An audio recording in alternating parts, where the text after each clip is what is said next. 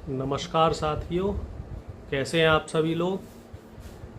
प्रधानमंत्री जी का एक बयान वायरल हो रहा है जिसमें प्रधानमंत्री जी पैरा ओलंपिक खिलाड़ियों से मुलाकात करी। उन्होंने आपको जानकारी दी जाए कि इस बार पैरा ओलंपिक में हम लोगों ने बहुत अच्छा प्रदर्शन किया, उम्मीद से अच्छा प्रदर्शन किया। तो प्रधानमंत्री जी इनसे मिले और खिलाड़ियों से मिलने के बाद प्रधानमंत्री जी ने कहा कि पीएम का मतलब प्रधानमंत्री नहीं होता है, बल्कि पीएम का मतलब होता है परम मित्र।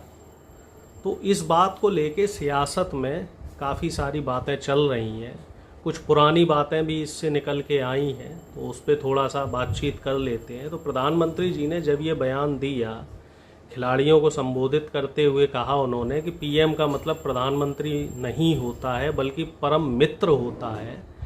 तो इसमें पक्ष विपक्ष में बातचीत ये हो रही है कि प्रधानमंत्री जी ने इससे पहले जब हमारी पहलवान खिलाड़ियां ओलंपिक मेडल जीत के लाई थी तो विनेश फोगाट को भी बोला था कि तुम मेरे परिवार की बच्ची हो। और आपको जानकारी हो कि विनेश फोगाट ने जब किसान ये पहलवानों का आंदोलन विनेश फोगाट ने किया, उसमें साक्षी मलिक भी थी, बजरंग पुनिया थे और तमाम खिलाड़ी थे।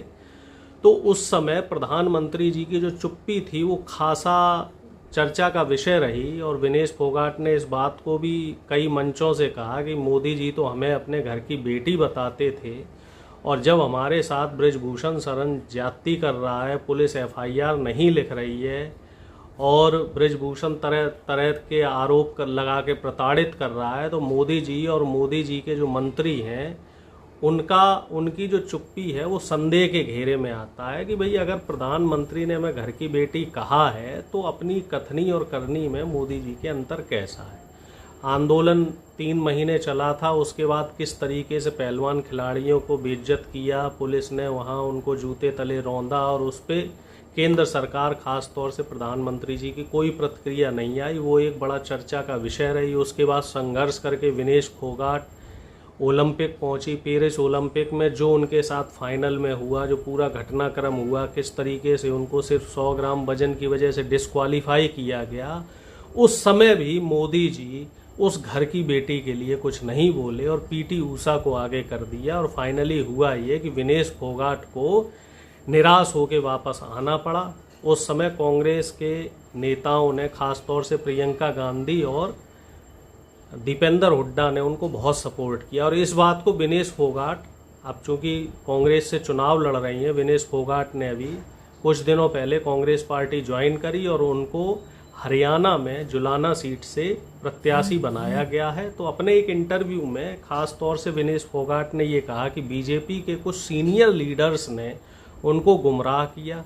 बृजभूषण के खिलाफ जब वो आंदोलन कर रहे थे तो बीजेपी के सीनियर लीडर्स ने ये कहा था कि हम आपको न्याय दिलवाएंगे, और उन सीनियर लीडर्स में अनुराग ठाकुर भी शामिल थे और भी तमाम नेता शामिल थे जिन्होंने ये बोला था कि आपको न्याय दिलवाया जाएगा। और ऐसे करते करते 3 महीने 4 महीने गुमराह किया गया। इसमें बबीता फोगाट भी हैं जो इनके रिश्ते में बहन लगती हैं। तो इन लोगों ने इनको धोखा दिया और वो खुद कह रही हैं कि ऐसे मौके पर मुझे प्रियंका गांधी जी और दीपेंद्र हुड्डा जी ने सपोर्ट किया, तो इस वजह से वो कांग्रेस पार्टी से जुड़ी है।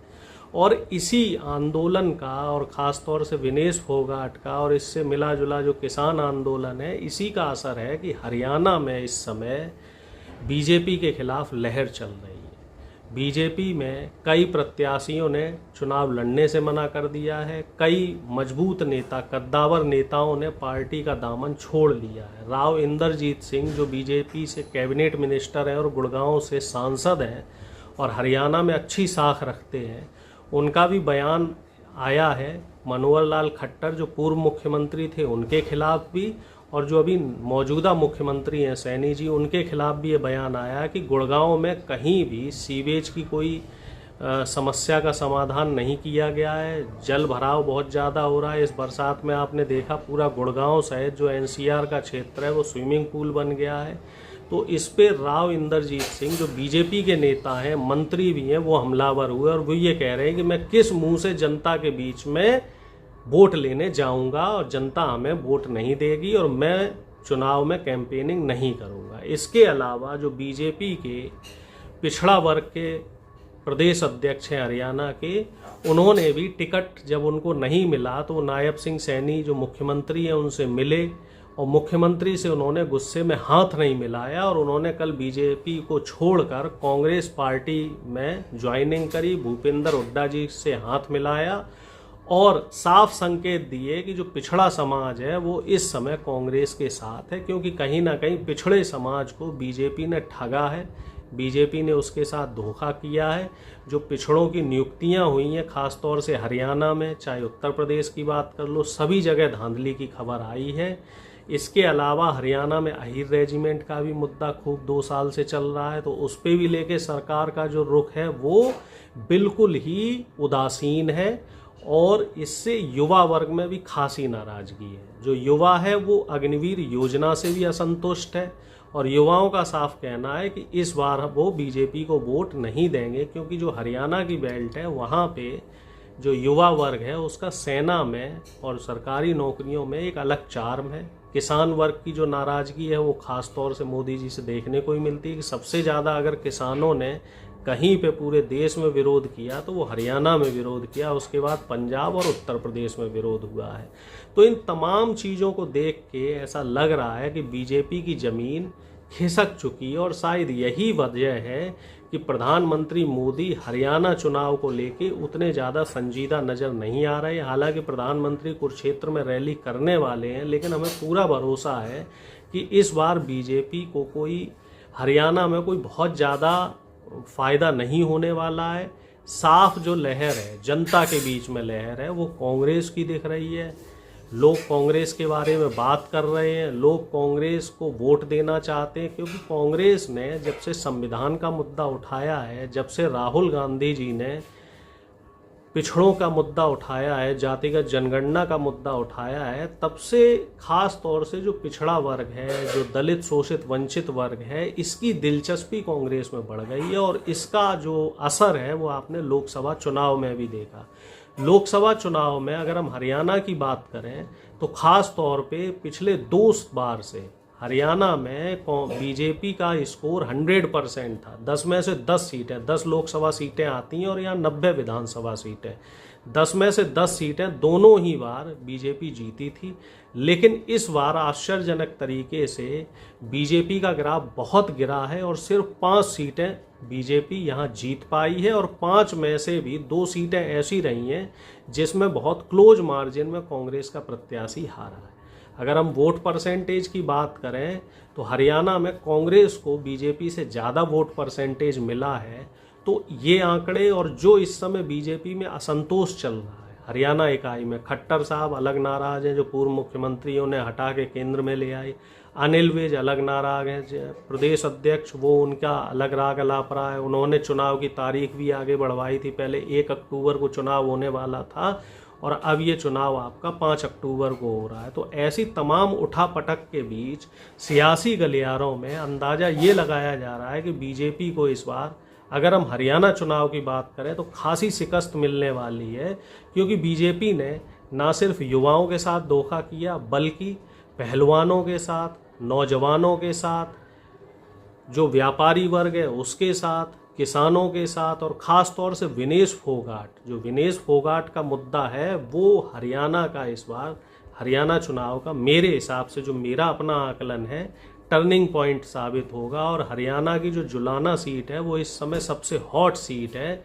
जिस पे बीजेपी ने भी एक खिलाड़ी को मैदान में उतारा है वैरागी करके, और आम आदमी पार्टी ने भी एक WWE फाइटर कविता दलाल को मैदान में उतारा है। हालांकि एक तरफा ये माना जा रहा है कि विनेश फोगाट बहुत बड़े मार्जिन से ये चुनाव जीतेंगी और देश की नहीं, हरियाणा की नहीं, पूरे देश की राजनीति में एक नया टर्निंग पॉइंट हरियाणा चुनाव लेके आएगा।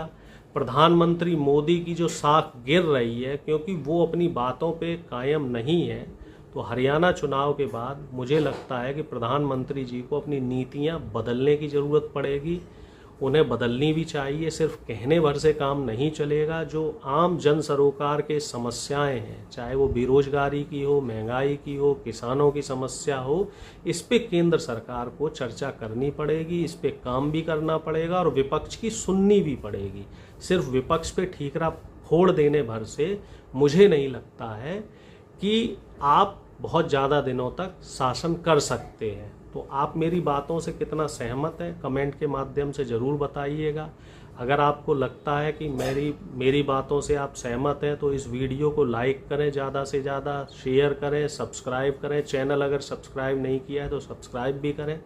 फिर ताज़ा तरीन मुद्दे के साथ जल्द आपके साथ जुड़ेंगे। तब तक के लिए नमस्कार। जय हिंद, जय भारत, वंदे मातरम।